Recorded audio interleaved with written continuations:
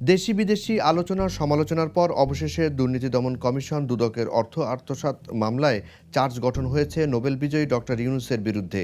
বুধবার ১২ জুন ঢাকার বিশেষ জজ আদালত ৪-এর বিচারক সৈয়দ আরাফাত হোসেন আসামিদের অব্যাহতির আবেদন নামঞ্জুর করে মামলায় অভিযোগ গঠনের আদেশ দেন। একই সাথে সাক্ষ্য গ্রহণের তারিখ ধার্য করা হয় ১৫ জুলাই।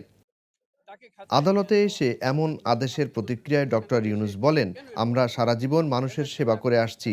এখন মানি লন্ডারিং, আত্মসাৎ, প্রতারণা এ শব্দগুলো আমাকে আরোপ করা হচ্ছে, এটাই হয়রানি।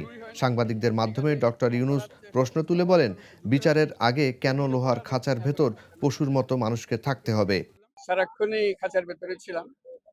আমি সবার আগেও প্রশ্নটা তুলেছি, আবারও সবার জন্য তুলছি।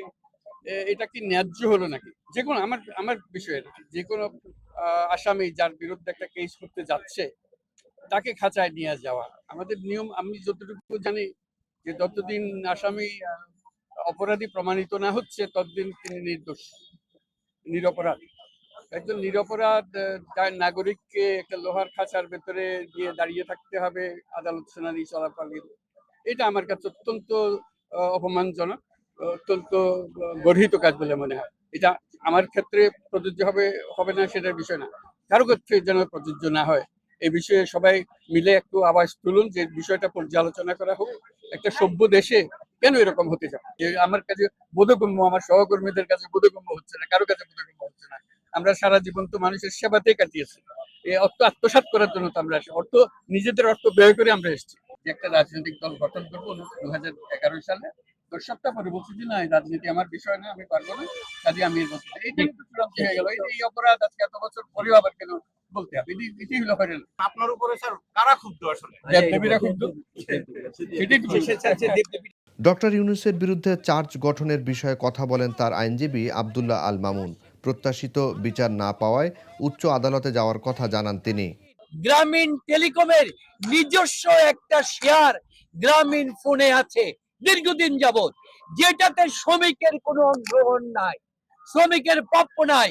সরকার সেখানে বাধ্য করেছে যে ওই টাকাটা সহ 10 বছরের হিসাব, গ্রামীণ ফোনের টাকাটা 10 বছরের হিসাব দেওয়ার জন্য।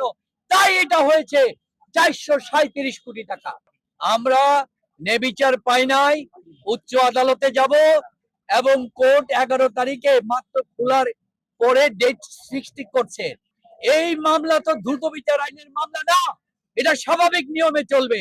সুতরাং কোর্টকে অনুরোধ করেছি নেবিচারের জন্য স্বাভাবিক নিয়মের মাধ্যমে মামলার ডেট দেওয়ার জন্য, দ্রুত গতিতে না দেওয়ার জন্য।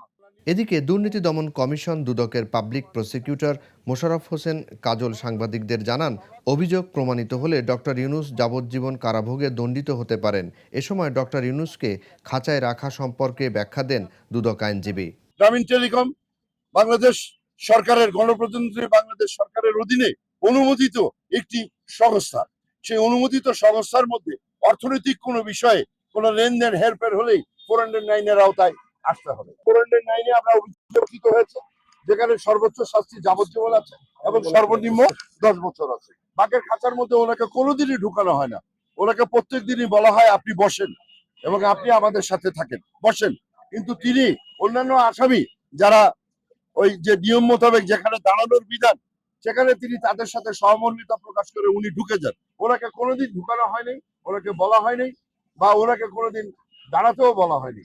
2023 সালের গেল 30 মে গ্রামীণ টেলিকম শ্রমিক কর্মচারীদের কল্যাণ তহবিলের 25,06,780 টাকা আত্মসাতের অভিযোগে নোবেল বিজয়ী ডক্টর মোহাম্মদ ইউনূস সহ 13 জনের বিরুদ্ধে মামলা করে দুদক। প্রধান বাদী হয়ে মামলাটি করেন সংস্থার উপপরিচালক গুলশান আনোয়ার। Junaid Ali Saki, the news.